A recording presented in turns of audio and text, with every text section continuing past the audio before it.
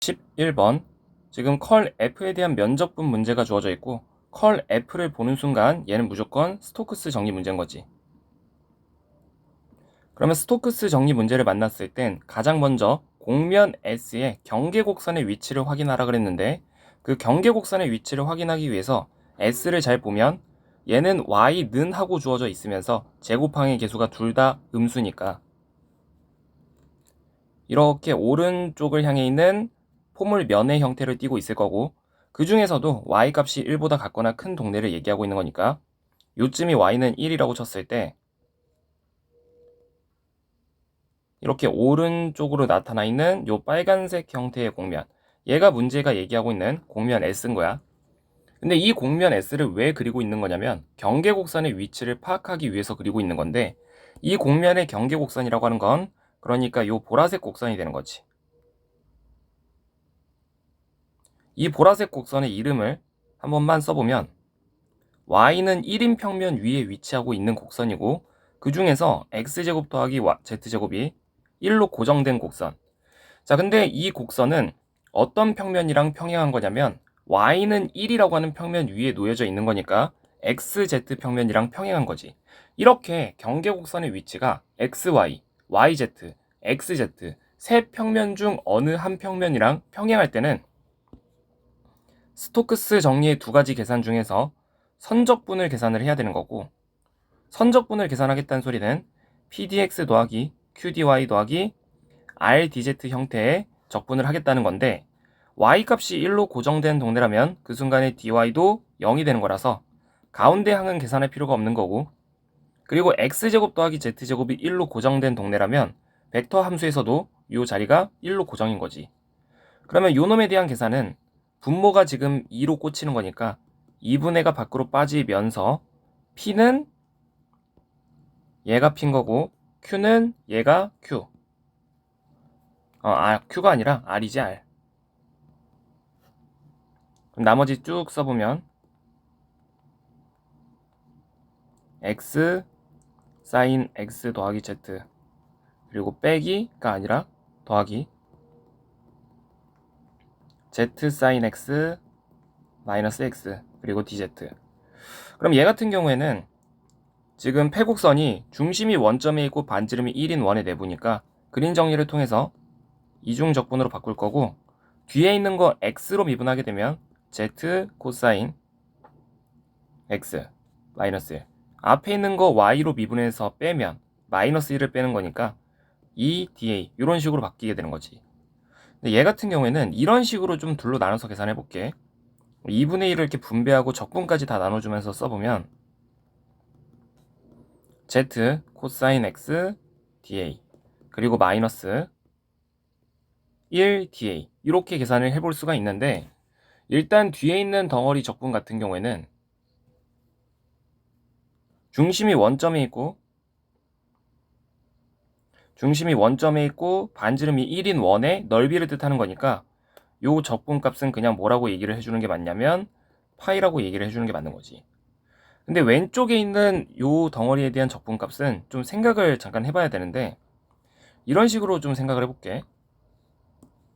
어쨌든 요 영역 D라고 하는 게 x제곱 더하기 z제곱이 1보다 같거나 작은 동네니까 자 이렇게 보면 문자가 조금 헷갈리니까 요 z라는 문자를 그냥 우리가 편의상 y라고 해석을 해볼게. 이렇게 그러면 이제 극좌표 치환을 통해서 요 y랑은 다른 거야. 지금 원래는 z인데 z라고 쓰면 우리가 이제 좀 받아들이기에 힘든 부분이 있으니까 헷갈리는 포인트가 있으니까 그냥 z라는 문자를 y라고 생각하고 저거 이중적분 자체만을 바라보는 거야. 그러면 0부터 2파이 극좌표 치환을 하면 0부터 1까지 y 자리에는 r 사인 세타 그리고 x 자리에는 뭐가 들어갈 거냐면 r 코사인 세타가 이렇게 들어가는 거지.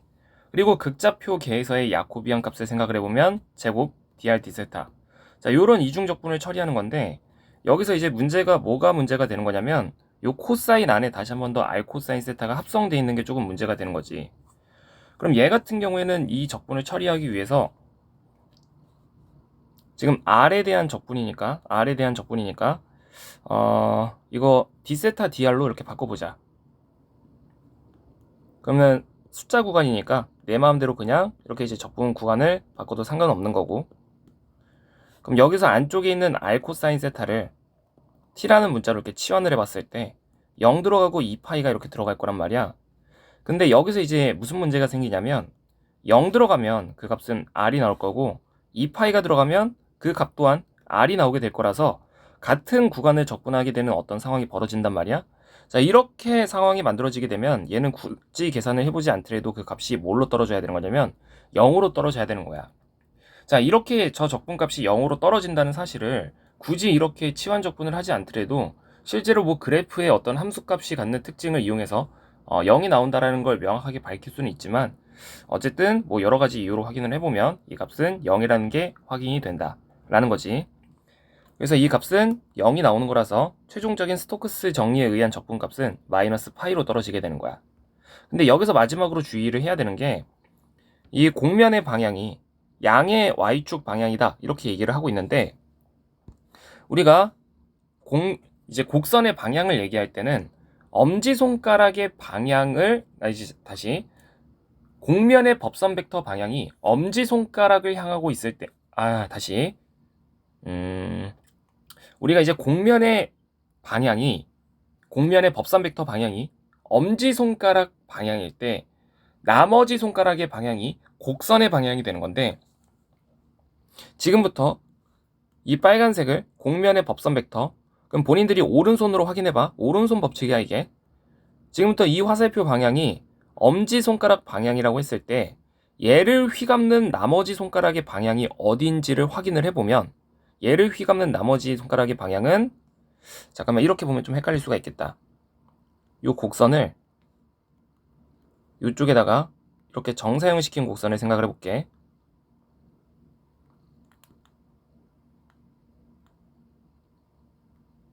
이렇게. 그럼 다시 한 번 더. 공면의 법선 벡터 방향이 엄지손가락일 때 얘를 휘감는 나머지 손가락의 방향은 이렇게 넘어오고 있어야 돼. 공면의 법선 벡터 방향이 엄지손가락 방향일 때 얘를 휘감는 나머지 손가락의 방향은 이런 방향을 분명히 향하고 있어야 된다. 그러면 이거는 XZ 평면 입장에서 보면은 곡선의 방향이 지금 시계 방향으로 이렇게 돌고 있게 되는 거야. 그렇기 때문에 얘한테 한 번 더 마이너스 1을 곱해준 파이라고 하는 숫자가 이 문제의 최종적인 정답이 되는 거지.